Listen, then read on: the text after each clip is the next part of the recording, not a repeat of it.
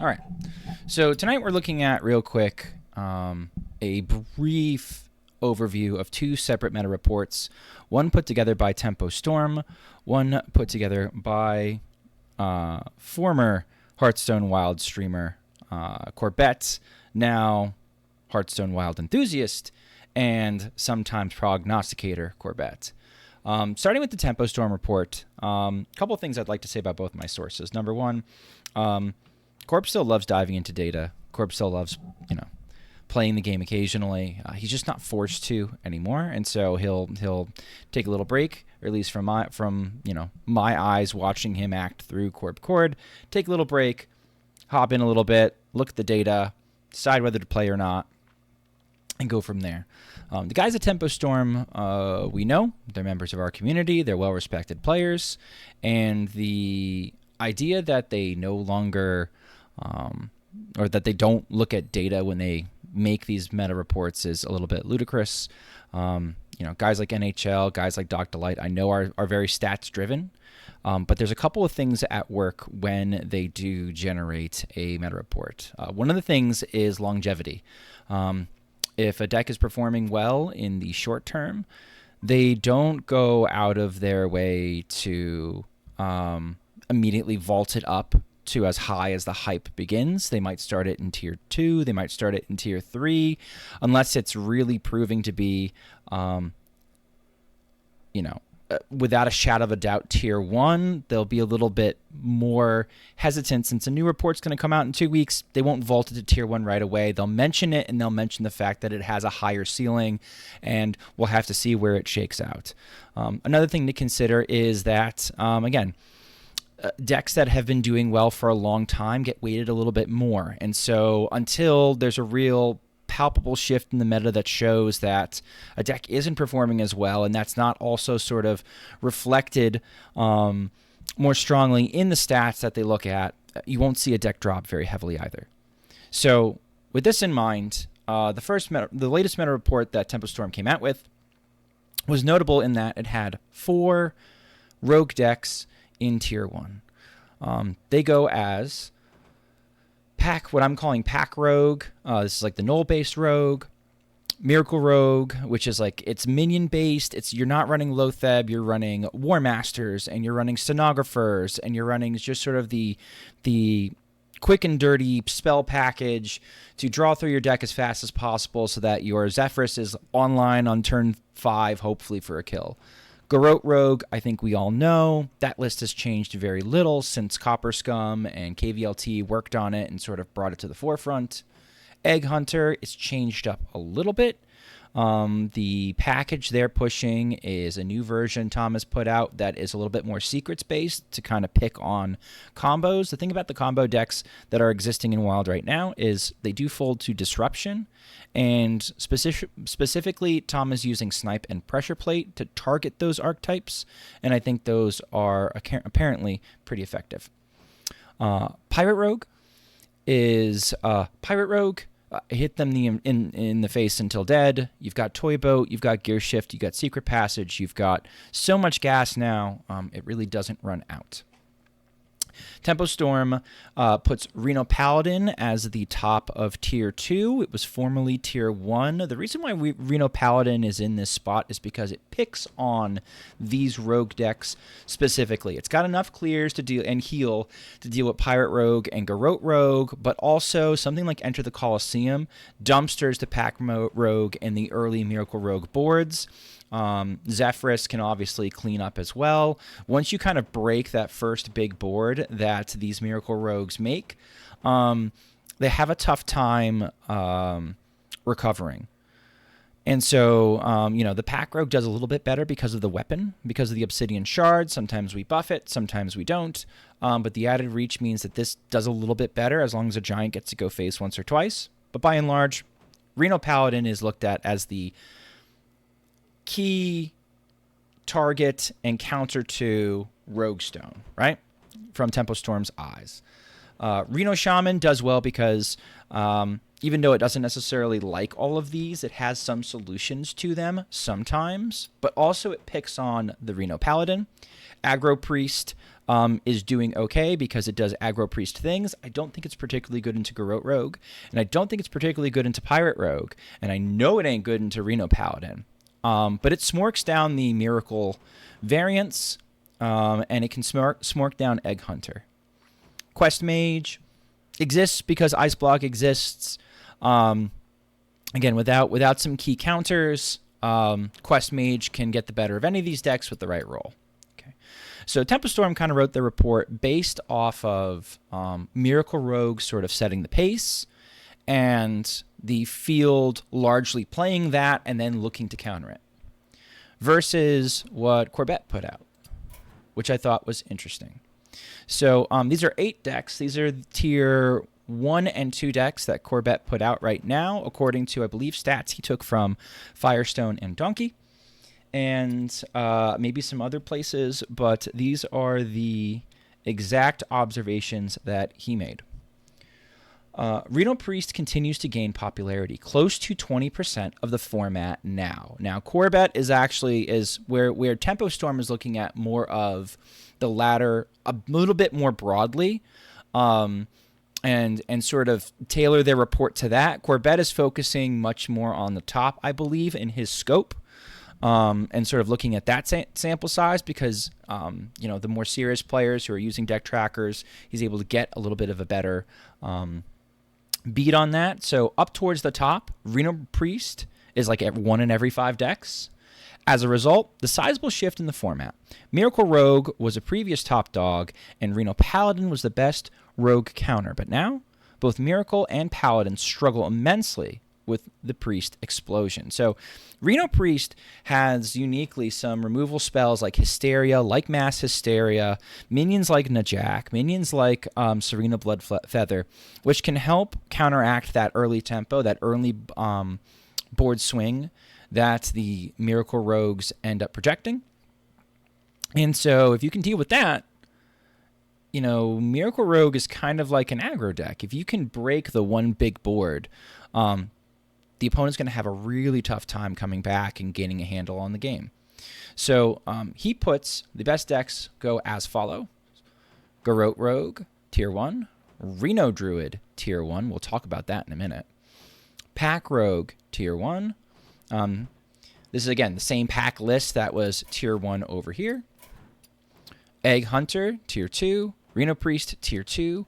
Questline Warlock, Tier 2. Aggro Priest, Tier 2. Reno Shaman, Tier 2. So this perspective changes a little bit. What if Miracle Rogue isn't the top dog anymore? And Corb has been sort of putting out, this is all public information, on his Discord that he's been watching the Miracle Rogue win rate drop. And in part, the Miracle Rogue win rate is dropping because people are beginning to pick on it. You can target it. You can play decks that beat it. Specifically, Reno Priest, again, we've talked about the removal option. Aggro Priest does target it. Egg Hunter does do well into it. Reno Druid can ramp above, let's say an opponent is a lunatic and is in fact thinking about running Lotheb. I find that not only does Reno Druid have the ability to ramp above a Lotheb tax, but also the sooner you can get to your Reno Lone Ranger, which can be on turns, if I were to guess, 4 or 5. If you get the right roll with ramp and you get them in hand, you can erase a Giant's board and basically time walk them for a turn before then continuing to compete. So we get this really interesting juxtaposition of, okay, so we were picking on Miracle Rogues, and now we've picked on Miracle Rogues, and now we're all playing Priest.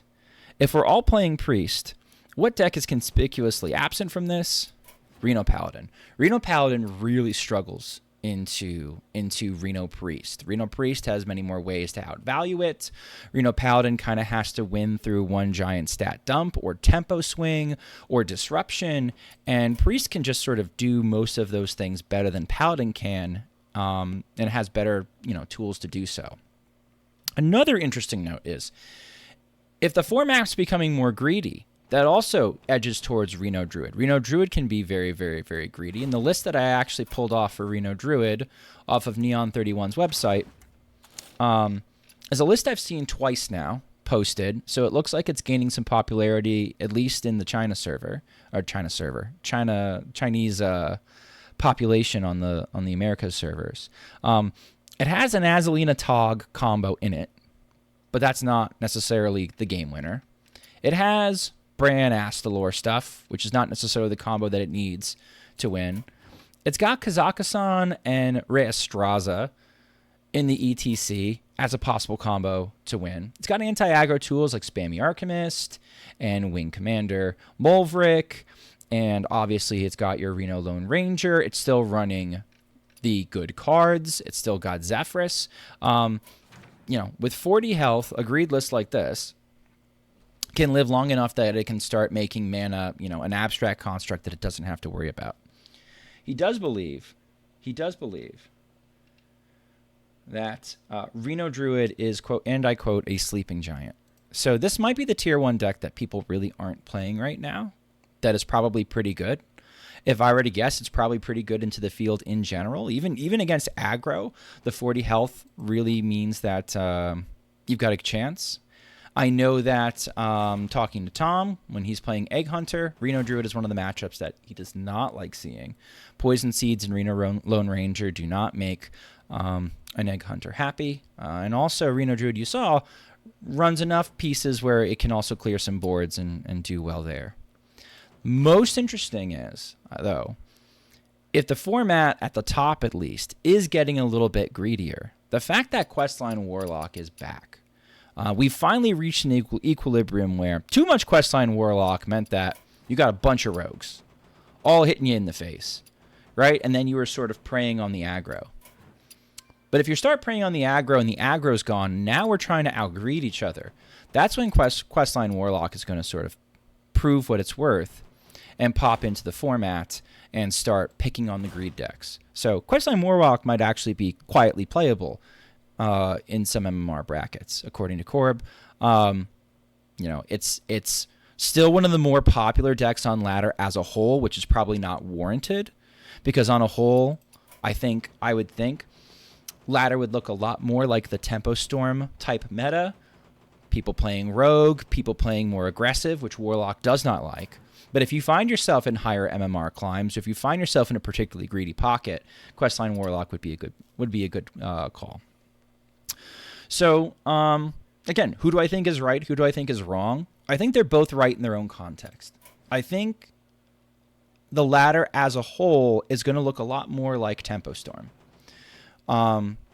More people read the report than they do what Corb puts in Discorb.